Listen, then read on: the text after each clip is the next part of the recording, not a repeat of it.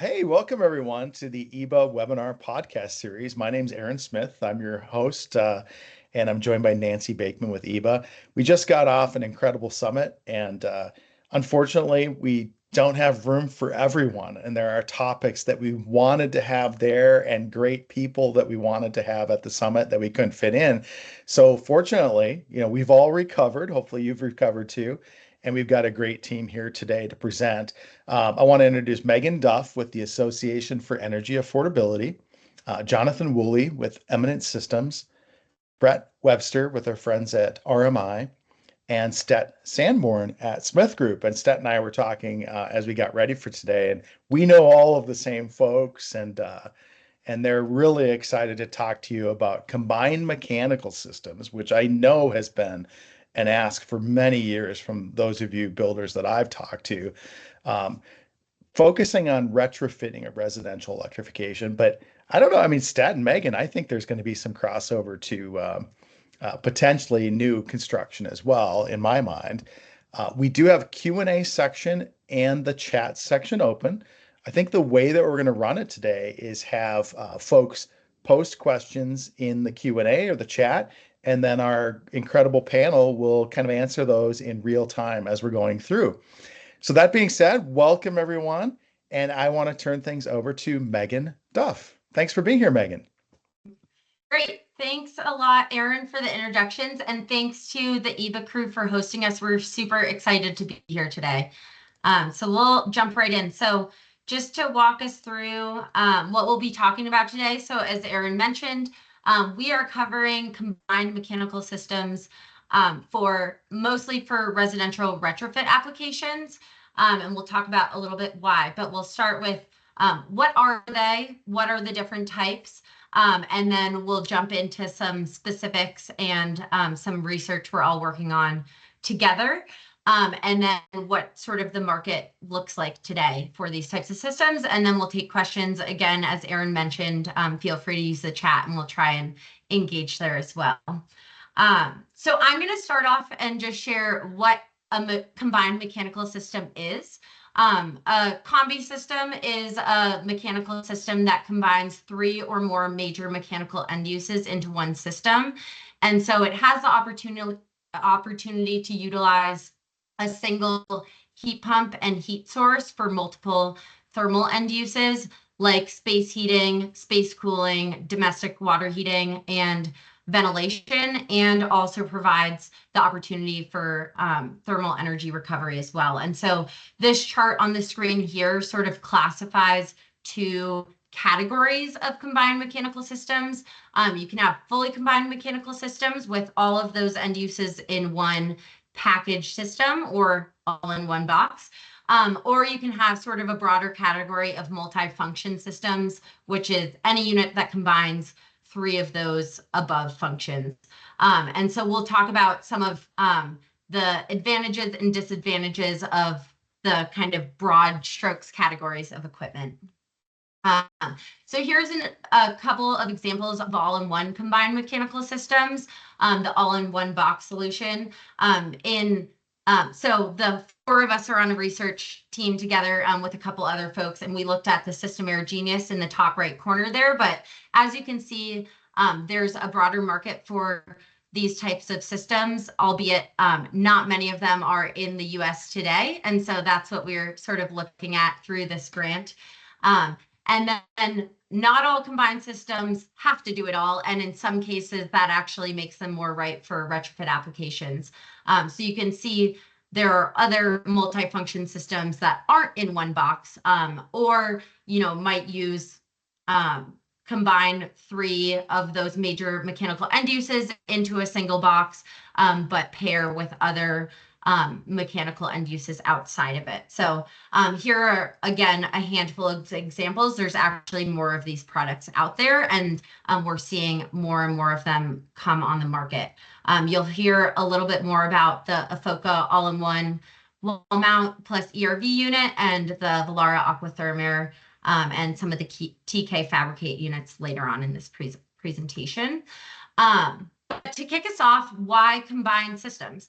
The challenge we're sort of up against in residential retrofit electrification work is multifold. We have an aging housing stock, whether it's single family or multifamily.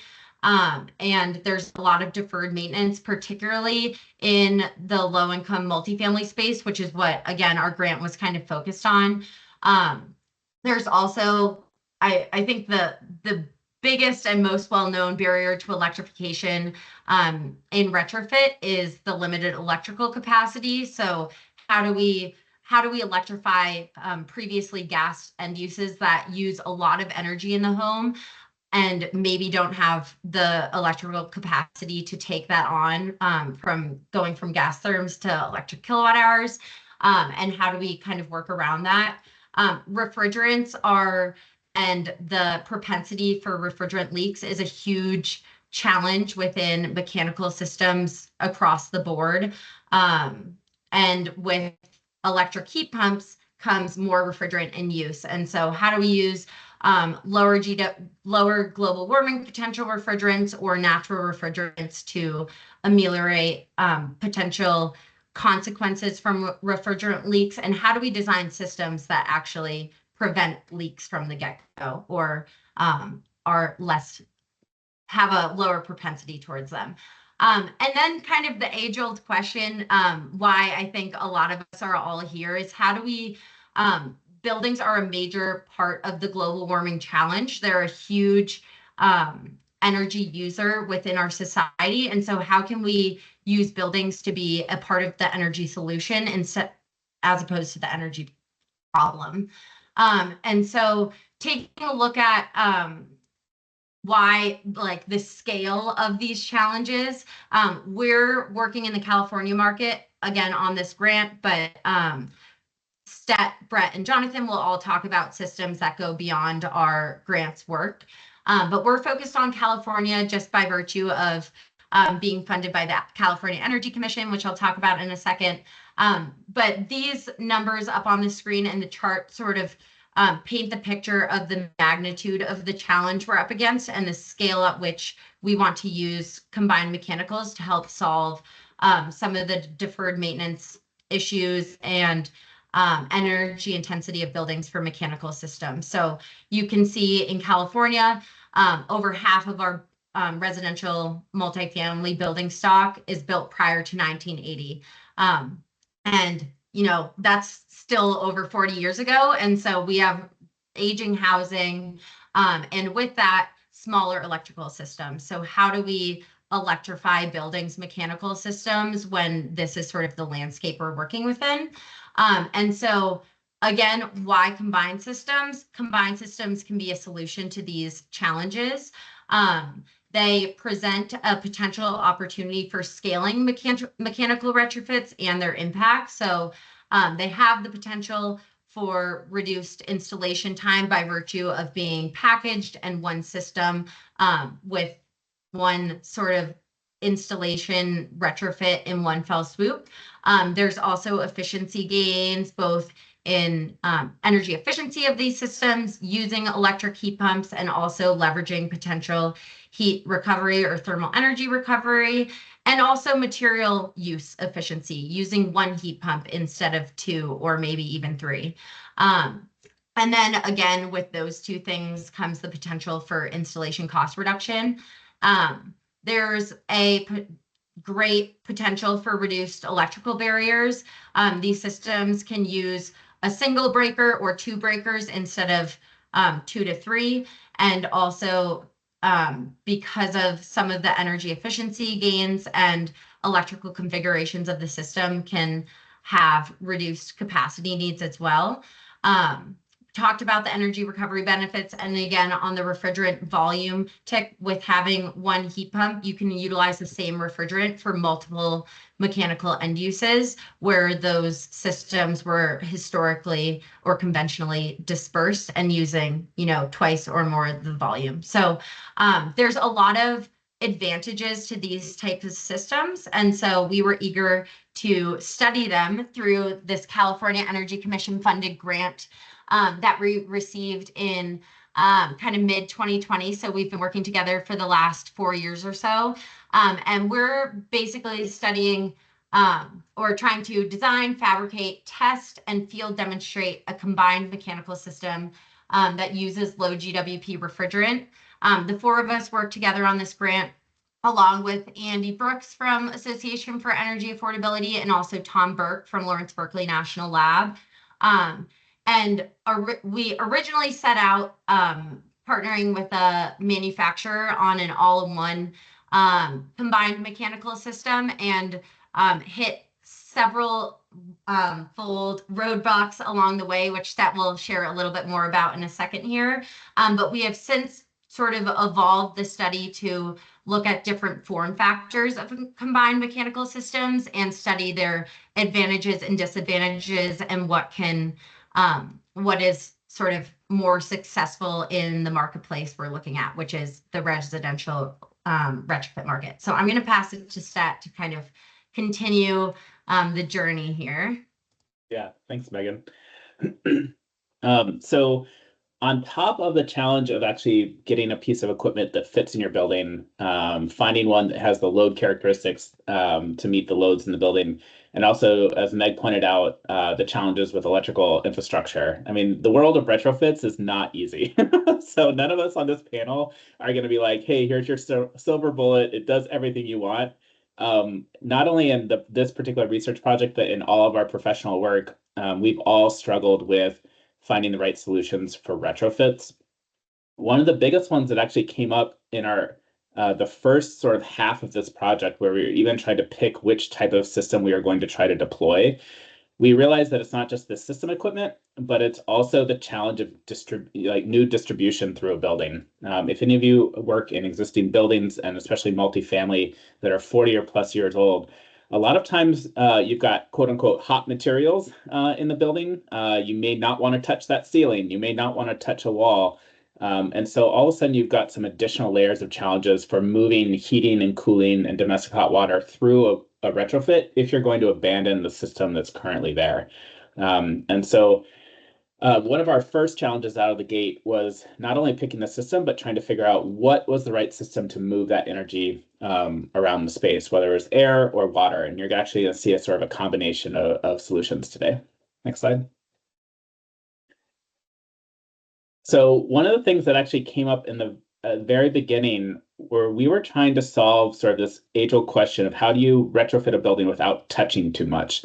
And a lot of us have experience of having to install retrofit soffits throughout buildings. But if your projects are anything like ours, you're pushing like buildings that only have like an 8-foot ceiling, or they're, the current drywall or the popcorn ceiling had asbestos in it and you can't touch it. And so when we were looking at traditional soffits, you have ductwork, and then you have framing, and then you have drywall, and you have a painter. You've got like 3 or 4 trades that might be interconnecting to try to deploy that. And so we were trying to come up with a solution that would move the energy around the house, could integrate with an all-in-one pod, but also physically take up a lot less height. And so we actually worked with a manufacturer of a phenolic duct, where it's essentially an insulation layer with a foil backing integrated all in one. And we worked with them to come up with a solution that was actually a paintable sort of drop-in, quote unquote. And like everything that we're going to talk about today, drop-in comes with some caveats, but a drop-in solution to essentially make an insulated soffit, where the soffit itself became the transmission for the air.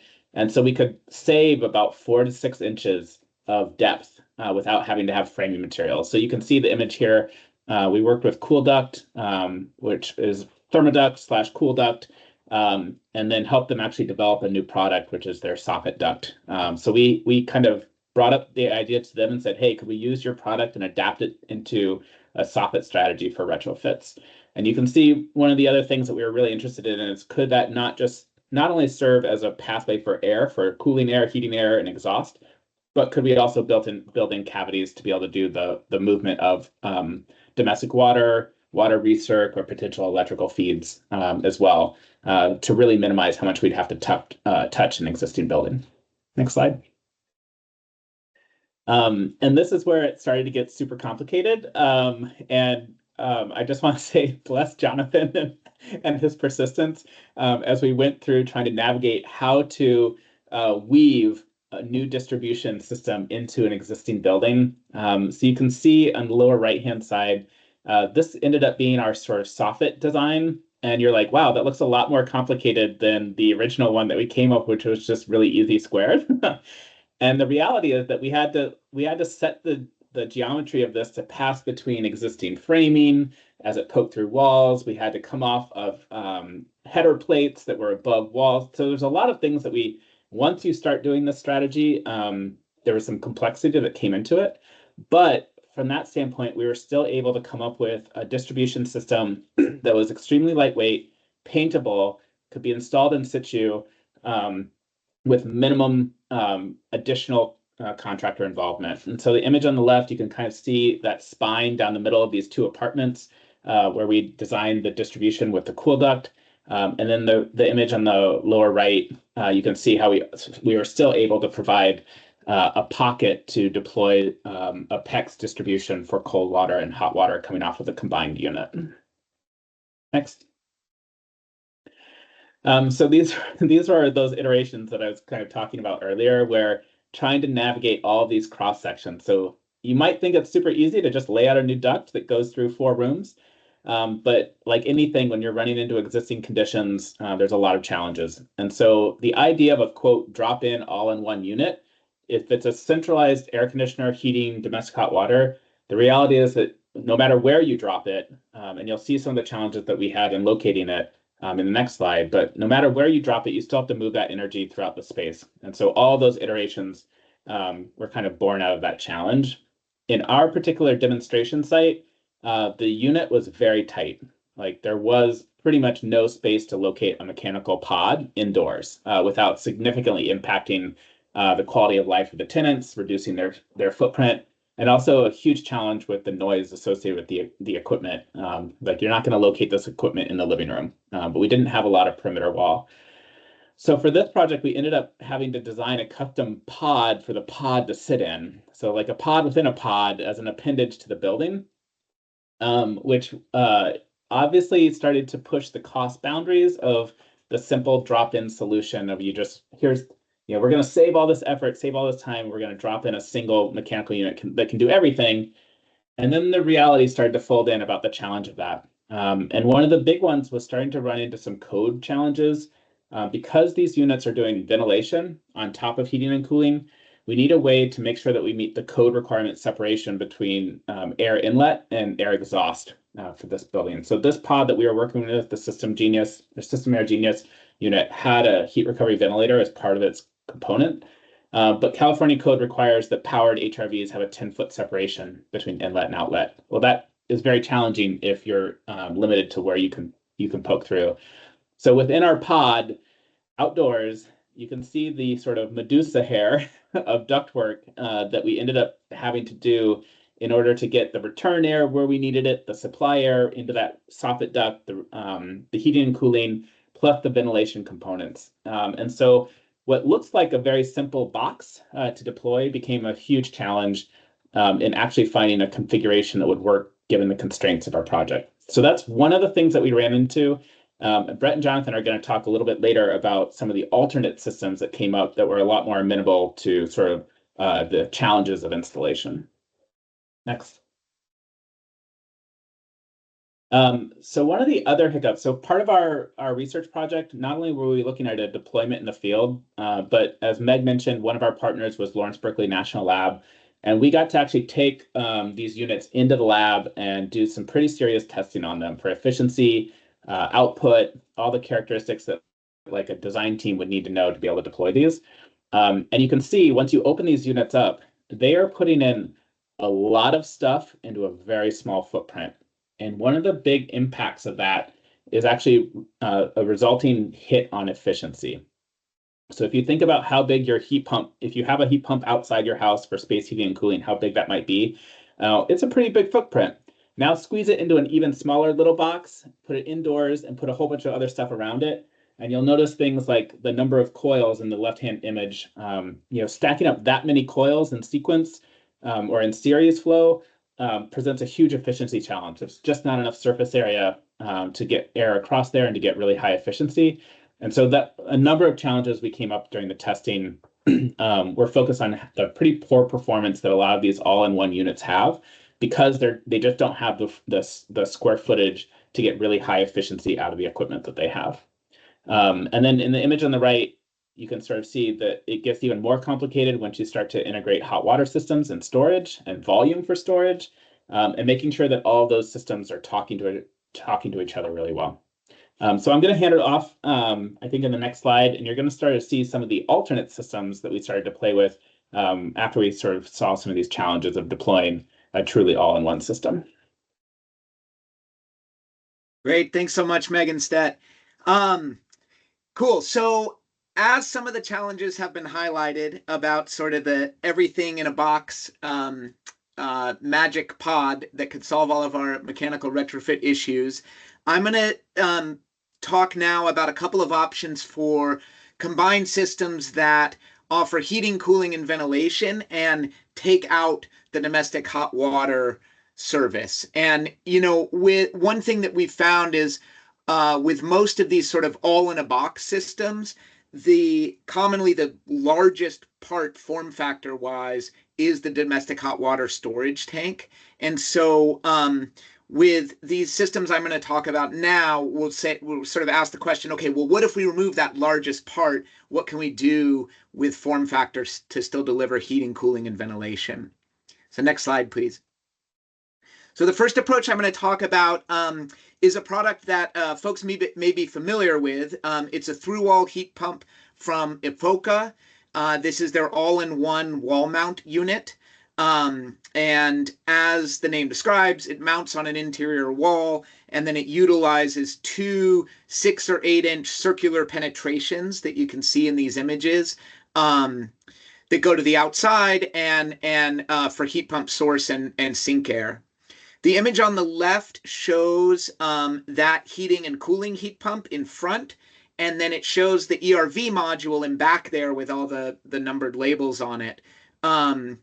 And so that ERV module can attach to the back of one of these space conditioning units, and the circular openings mount up, and then utilizing the same penetrations, it can provide fresh air with heat recovery to the space. And so as part of our work, we have demonstrated and done some field testing of these units with a R32 version of the heat pump. The images on the right here show the air pathways for just the ERV portion. That's what's on the top there. And then the combined ERV with space conditioning on the bottom. And these arrows can be a little bit confusing, but the yellow is the outdoor air. Green is the exhaust air. Blue is the heat pump source air. And then red is the recirculation air from the space. Next slide, please.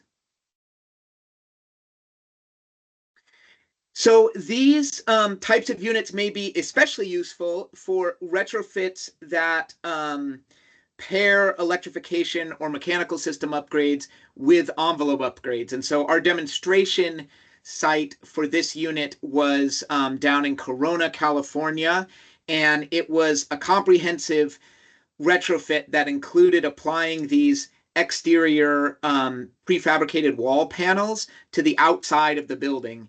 And so the wall panels were integrated with new high performance windows, and then those circular penetrations that I was discussing in the previous slide were also prefabbed into the panels themselves. And there was quite a bit of stress and anxiety about locating those in the appropriate space so that when we went to install the units, they actually lined up with where they were intended.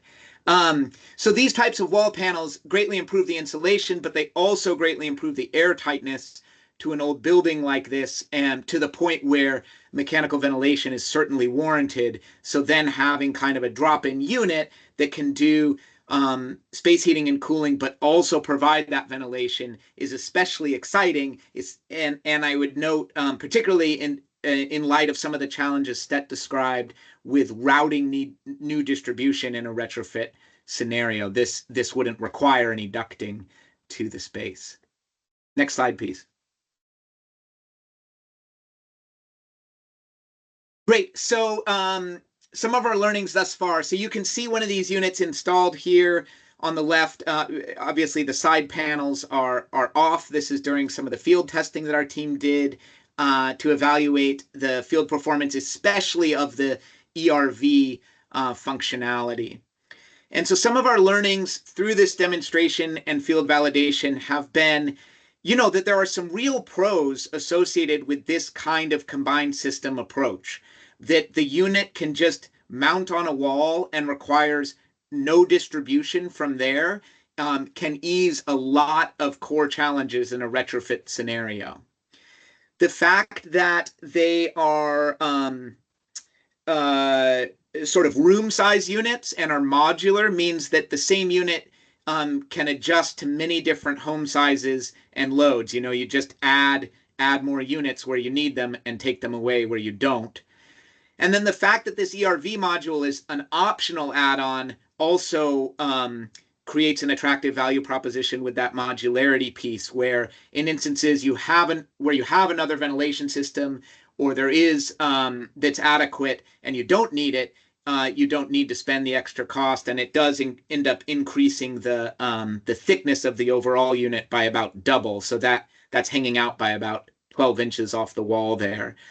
So then you cannot use that ERV module, but where it's needed, it's certainly a nice addition to this kind of system. And then there is some possibility that we explored through some of our research on integrating the controls of these all-in-one units with other devices, such as ceiling fans, via the use of a third-party thermostat, where there's been tons of research done, notably some from the Center for the Built Environment at UC Berkeley, in partnership with Meg at AEA, that has shown the great cooling effects that ceiling fans can achieve at a fraction of the energy use of an air conditioner. And so, we wanted to explore the opportunities to be able to integrate the operation of a ceiling fan into the cooling cycle via a controls integration, which is still theoretically possible with these types of units. But some of the trade-offs for those pros I just described are, the lack of distribution could potentially cause some comfort impact depending on the layout of the apartment, where you just might not get adequate air movement or heating and cooling to various parts of the apartment. There is electrical required at every unit, and depending on the jurisdiction, it may be that each one needs its own dedicated circuit. Others have said that other AHJs have said that these units can be plugged into the wall and actually share a circuit, which certainly makes it easier. So that can be a challenge. We observed some challenges with the ventilation airflow in these units, where the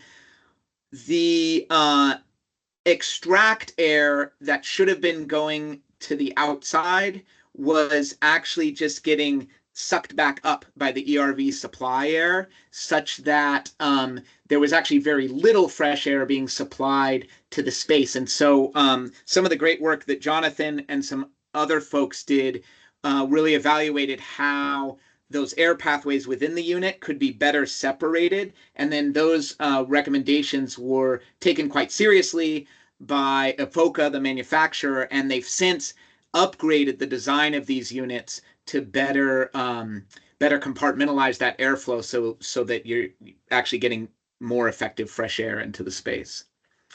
And then we also observed some challenges we encountered some challenges doing this controls integration. It wasn't very easy to get the data and control signals out of the Evoca units, and so there's some room for improvement there, and that process could be made more streamlined. Next slide, please. Great. So the second product I'm going to talk about is what's called the CSP, or Central System Pod. It's a unit from a HVAC startup called TK Fabricate, based in Syracuse, New York. We've been working with TK Fabricate on a retrofit-ready multifunction system that's more designed for mid and high-rise apartments.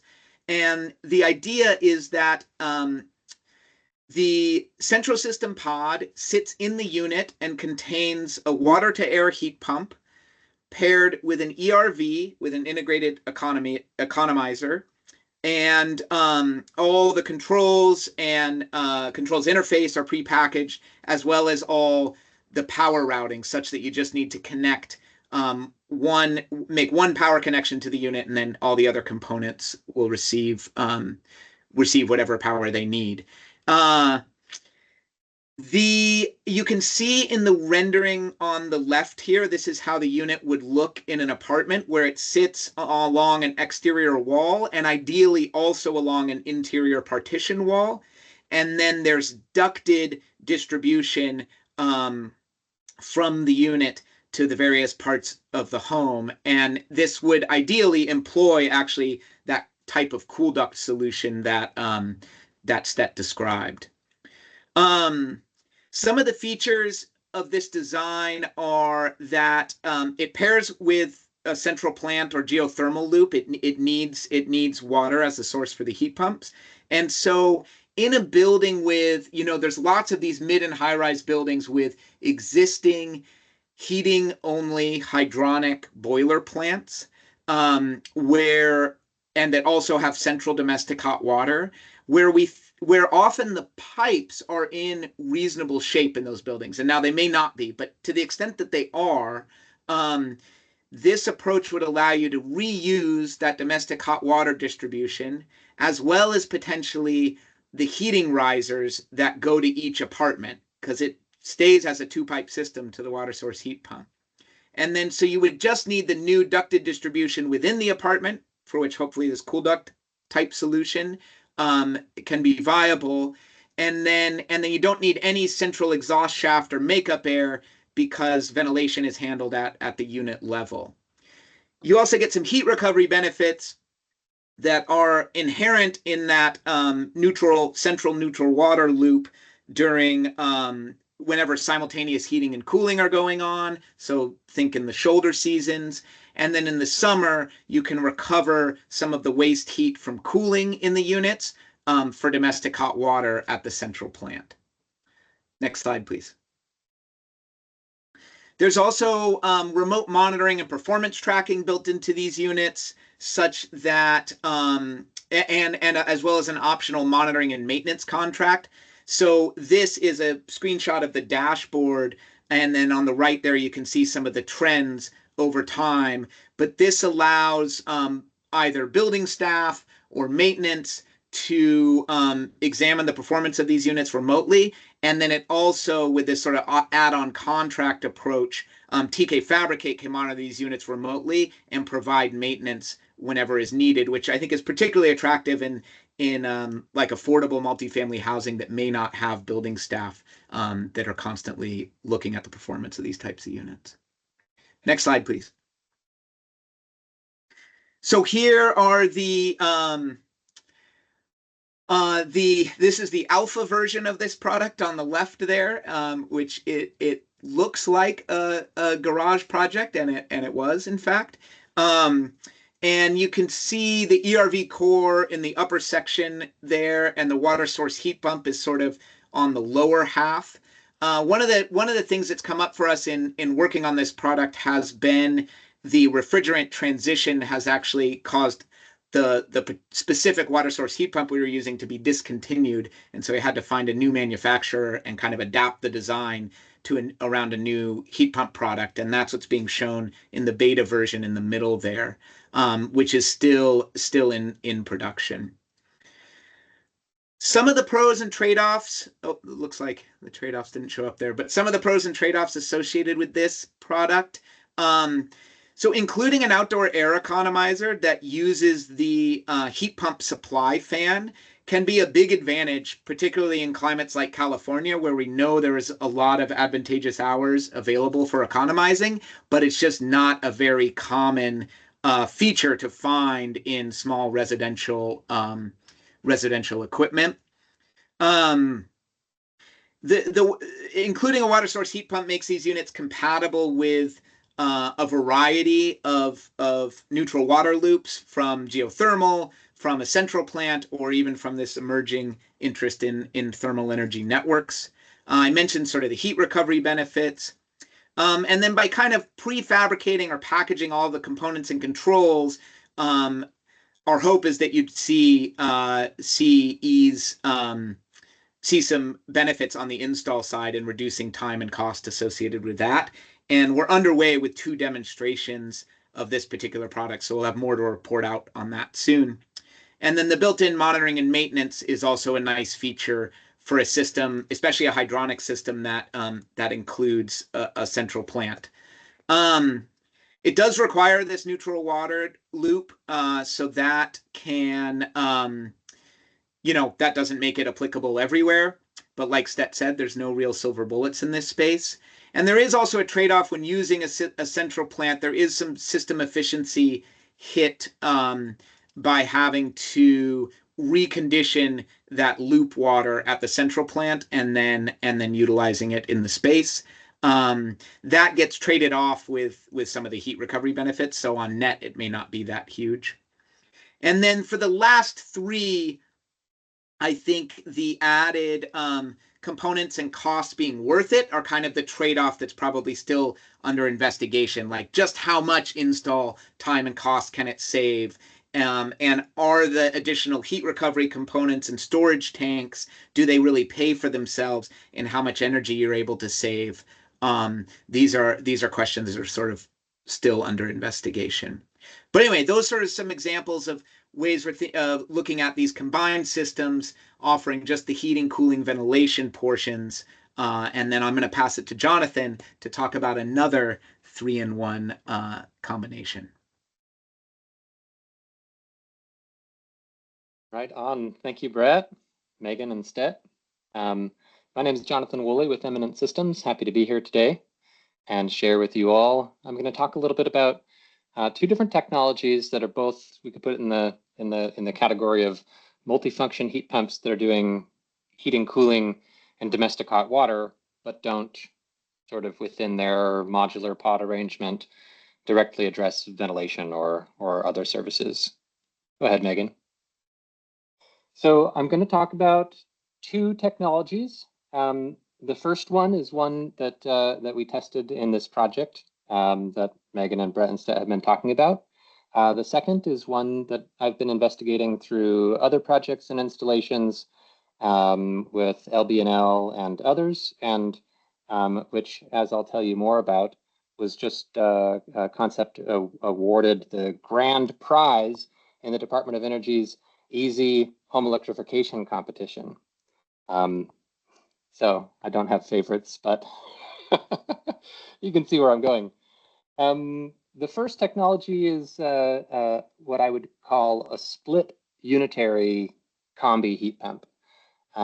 So this has a fairly traditional, like, upflow outdoor unit that functions as a heat pump to function in either heating or cooling mode, and then uses refrigerant distribution between that outdoor unit and a rather conventional ducted heat pump air handler, and then also incorporates a second refrigerant line set that distributes refrigerant between the outdoor unit and a water heater. And inside that water tank, there's a helical refrigerant to water coil that transfers heat from refrigerant to the water. And there's a second helical water to water coil that transfers heat from kind of the water as thermal storage to an actual, safe to drink domestic system. Go ahead to the next slide, Megan. So this is about what that system would look like, kind of, distributed into a home.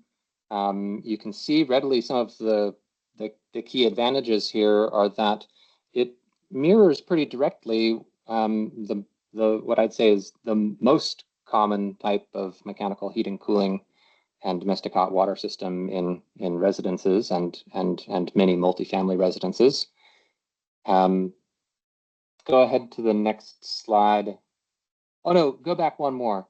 I'll just point out that in addition to kind of occupying those same spaces and everything, the controls of the system are integrated in such a way that, like, there's an aquastat that sits in the tank, but that aquastat is not just controlling the tank as a heat pump water heater would. It's communicating to the central controller that's also in charge of the heat pump and the changeover between heating and cooling. That connects to the thermostat in the space in a way that thermostat controlling an air handler typically would. Now you can go ahead. So I'll overview some of the different modes the system can operate in. So first of all, it can use that first refrigerant line set, operating in a heating mode to provide space heating. Go on.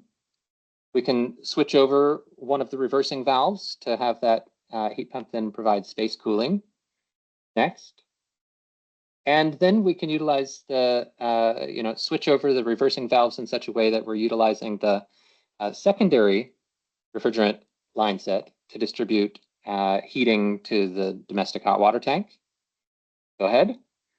And one of the key advantages that comes from this type of system arrangement is that it can incorporate some amount of heat recovery. So when we need to provide cooling to the space, and there's simultaneously an opportunity to put heat into the domestic hot water storage, or perhaps with future controls, like extend the amount of capacity in the storage by boosting up to a higher temperature, we can extract the waste heat from cooling and use it in a useful way rather than dumping it outside. Go ahead. Another exciting advantage of this system type is that when we need to perform defrost, the system can do it in such a way that we're not then cooling the space for a few minutes in order to perform defrost on the outdoor unit. Instead, the system extracts heat from the domestic hot water tank and has really, the defrost only runs for a couple minutes on the system because the heat pump is kind of so powerful and there's so much heat available. And it does so in a way that really doesn't impact domestic hot water store temperatures in a way that residents would be aware of. You can go on. So we installed this we installed this Aquatherm equipment in 2 apartments in a multifamily building in Central California. The install went relatively smoothly, though it took a little bit longer than we were all expecting to get it all operating and working as intended. Through installing these 2 apartments and the monitoring that we've been performing, we note a few really promising advantages about this technology. First of all, if you're retrofitting into a space that already had a split air conditioner, there's no need for additional electric circuits. So you can now provide electric domestic hot water without adding an electric circuit for your heat pump water heater. It also allows you to do that without needing the additional condensate drain or the additional ductwork that you might need to accommodate current state-of-the-art tank heat pump water heaters. And it also addresses the indoor noise issues, which are, as I understand, one of the largest resident complaints associated with heat pump water heaters located within a residence. And of course, perhaps the biggest advantage here is that it fits in the existing space and it requires practically no revision to either the domestic hot water distribution or the ducted distribution. And it has a similar efficiency to a standard heat pump. It is in fact adapted from, the manufacturer we're working with here adapts it from a current standard product. And for this project, it was the first time that they went down the road of introducing and testing a new refrigerant. So they're accommodating kind of goals for lower GWP refrigerants by using R454B. You can go on. There we go. So some challenges. We ran into a few hiccups in the course of this project. First, install took quite a bit longer than was expected. I don't think that that's a fundamental problem with the technology, but just an indication, like any new product, that there's a need for product-specific installer training and just simply practice with getting it done right. Similar to the complexity that comes from trying to squeeze, all of the different mechanical components into one previous box, there are some challenges in coordinating between the different trades that have to be involved in installing these systems, particularly HVAC, plumbing, electrical, because they all kind of were working inside this one small closet. But I don't think that's so much different than many other project management challenges. There's also maybe some downsides to this approach in that it's a more complex refrigerant circuit with more refrigerant distribution, more refrigerant, and more potential for leaks just because of the number of joints that are incorporated. And one other small issue that we ran into but worked around was that some of the connections were not compatible with the existing layout. So the tank was taller than a typical heat pump water heater, just by the way that they designed it, and that required some more invasive plumbing changes than we would have expected. So again, there's no silver bullet, even when you have a product that's designed to, drop directly in place as in place of the common HVAC system type. In the course of the monitoring that we've been doing here for the last year on this installation, we've run into a number of different challenges, mainly associated with system controls. The refrigerant circuit and the system and the controls to coordinate everything are fairly complex, but we've been working very closely with the manufacturer, and I'm really happy to say that I haven't gotten any calls in the middle of the night for the last several weeks. So I think that we've actually gotten through a lot of these bugs that you would expect to encounter with new emerging technology. So there's a lot of promise here. All right, Maggie, you can go on to the next slide. Thanks. So through, let's say, a couple of other projects that I've been involved in, we've also been making a lot of effort to understand or explore some of the cost compression opportunities for heat pump space and water heating retrofits in multifamily buildings, in part by executing a bunch of market research to talk to contractors, design build firms, engineers, building owners, to understand what is most common among those folks that are doing electrification retrofits right now, especially in cold climates we've been focused, and where are the pinch points and the pain points?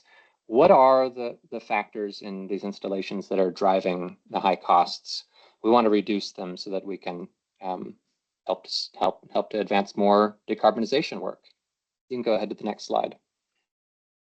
So as I'm sure everybody is rather familiar with on this webinar, what we found is actually even more common than we expected in these multifamily electrification retrofits is going with unitary tank heat pump water heaters and multi-split heat pumps to provide the heating and cooling. And I do say multi-split heat pumps with distributed indoor units rather than an air handler, because that's what's come of the number of market research interviews that our team has conducted over the past several months. We've found, surprisingly, there's even a lot of multifamily owners who have a building with a ducted distribution system, and they're switching over as they're moving to electrify to ductless equipment. There are potential advantages there. But we've been dissecting this approach and understanding what's really driving the cost and where are the challenges there. Go ahead to the next slide, Megan. So we put together this schematic to kind of give a view of all of the infrastructure that's really associated with installing these systems. And there's a few things that many of you probably know. I just want to point them all out in list. When you have like a low mid-rise multifamily building, and you want to install these multi-split type systems, we're generally grouping all of the outdoor units into a single location. It's often most convenient to put this up on the rooftop. And we're installing them in a way where there's a single heat pump for each apartment. And that outdoor unit pairs to the multiple indoor units in each apartment. And then each apartment, this is not every case, but common, incorporates, a unitary heat pump water heater in the apartment. And in order to do that, we have to run new circuits to the heat pump water heaters, new circuits from each apartment level panel to the outdoor units, and then new circuits to all of the indoor units. And we've discovered that it's largely this electrical work that is really causing costs to increase in surprising ways for these projects. And it's not just the electrical cost associated with like running a new circuit, but in many cases, it is going to require a panel upgrade. Even if technically you could probably squeeze the loads onto the panel, there are a lot of scenarios where code requirements trigger the upgrade of a panel. When you upgrade the panel, you have to upgrade the service entrance raceway to the apartment. When you do that, you have to upgrade the meter. And then in many municipalities, if you're going to touch the meter, it can even trigger more requirements for, let's say, meter grouping, which is, as we've learned, a fire life safety requirement, so that fire departments can shut down groups of apartments all at one time. So, not to mention, these systems also come along with quite a lot of refrigerant distribution, many different joints in these refrigerant line sets, and a large propensity for leakage and a large volume of refrigerant in total. Go to the next slide there, Megan. So here's kind of my complete list of all of the cost and performance challenges we've encountered in multifamily electrification. First of all, it becomes often like a dismaying octopus of piping and insulation and electrical and controls wiring, especially if you need to integrate auxiliary electric resistance in some of the colder climates. There are many challenges with accommodating unitary tank heat pump water heaters. I mentioned before, indoor noise is one of the biggest resident complaints, but also often causes local overcooling, even if technically there's enough airflow for the heat pump to operate efficiently. And a lot of the installers that we've been talking with note the need to install, new ductwork, which makes it especially expensive. Another thing I'll point out is that a lot of this work becomes so invasive that it requires, displacement of existing tenants. One of the first projects that we did within this work, we've seen tenants displaced for more than a year, and we really need to find a pathway to reduce those downsides. Okay, go to the next slide then. So we've been steering toward exploring the design of what we call combi or multifunction air-to-water heat pump systems that incorporate thermal energy storage.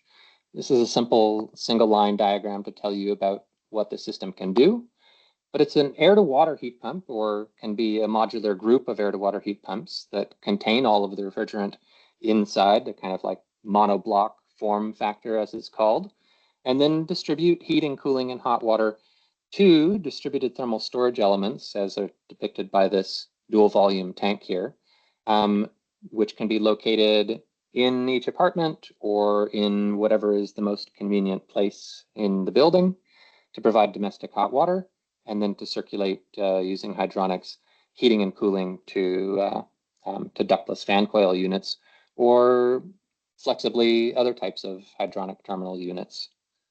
Go to the next slide.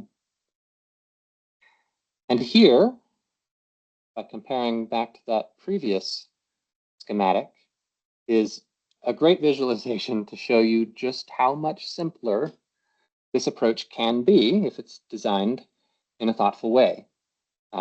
We can, group these modular sets of heat pumps together so that we have far fewer pieces of equipment on the rooftop.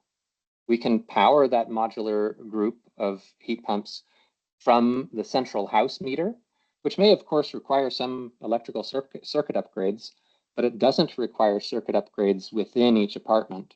In fact, we've designed this system in such a way that we don't have to do any electrical work inside each apartment. We can provide all the heating, cooling, and domestic hot water off of the house meter. And then we can utilize distributed thermal energy storage to store domestic hot water and some amount of short duration thermal storage in each apartment. And as I was showing before, distribute heating and cooling to ductless fan coil units, which are powered by low voltage DC. So toggle back and forth, if you will, Megan, for just a second between those two slides. That's my favorite view. Okay, go on to the next. So there are many benefits to this.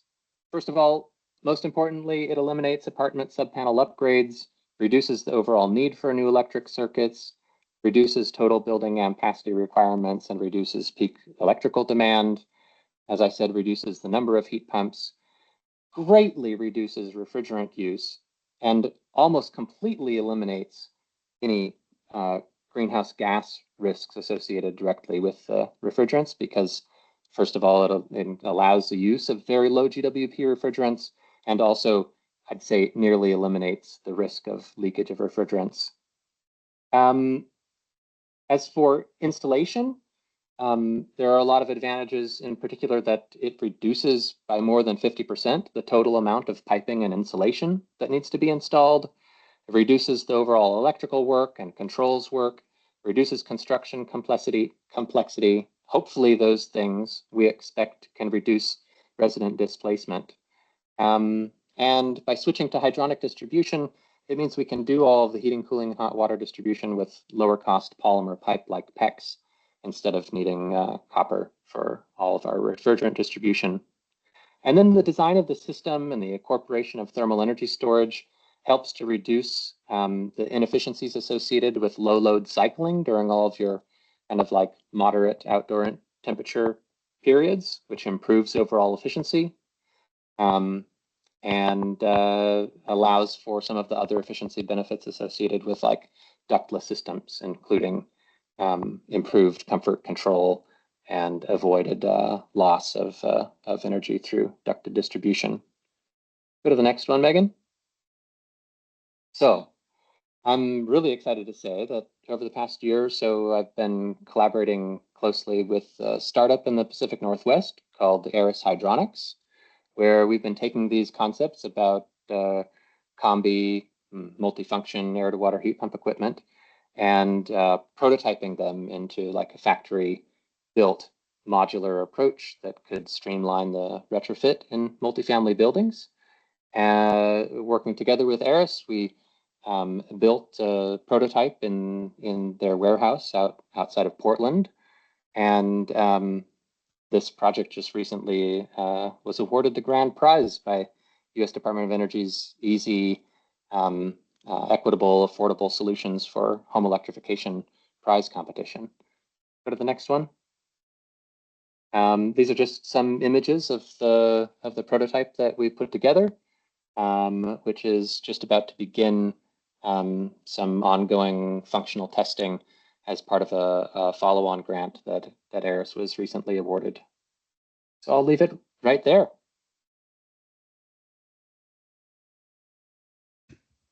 Thank you all.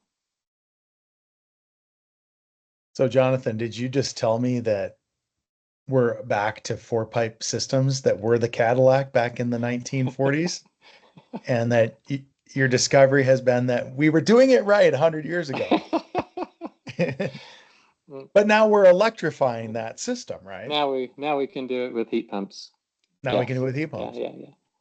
The four pipe arrangement that I've described there is 2 pipes for heating and cooling and 2 pipes for domestic hot water. Right. but it's similar, right? Oh yeah, And absolutely. that storage tank, is that a split? So are you storing cold on top and hot? I mean, is it storing different thermal batteries, a hot battery and a cold battery, or am I reading that slide incorrectly that it's just a thermal hot storage? Yeah, you could go back to slide 39 if you all want to see it, Megan. Um, this is a tank that Eris Hydronics provides, and I'd call it a dual volume tank. That's Yeah, what made it's me think it one. was hot and cold storage. Well, it can be. So Okay. it's one cylinder with two internal tanks, Okay. right? One tank is the type of buffer thermal storage that you might expect from an air-to-water heat pump that operates in heating or in cooling. And the second tank is for domestic hot water. So that has like a double wall um, coil in it. Got it. And was your thought of bringing the water temperature higher than regulating it back out with a thermostatic valve? So you drop it back down to 120, but you could overcharge that to 130, 140 degrees as you had excess demand in the system? I think that's a really great way to do it. We've been working with some partners to test that type of thing Hmm. in some of the projects that Stet and Brett were talking about. Yeah. Um, I will say that I haven't encountered anybody yet that I'm aware of that's like really actively doing that in one of these combi systems, but the opportunity is there. One of the key things that you're pointing at here is um, the, the potential benefits of thermal energy storage. Hmm. And one of the reasons that I'm really excited about combi air to water heat pump systems is that they can integrate very directly in a very flexible way with many different types of thermal storage. I think that's an emerging opportunity we all need to start paying attention to. Yeah. I mean, we all think of that we need a big battery in our houses, but water is such an efficient battery to store things in. So it's a great opportunity and a completely inexpensive, harmless to the environment way to do it. Well, I think it's Absolutely. fantastic. I mean, it makes me think of that I think we see a lot of this in Europe and in Southeast Asia today. And that I think that we had been hearing that this is coming. At the EBA summit, we actually had a manufacturer who talked about their new air to water system that they're bringing back to the United States for the second time.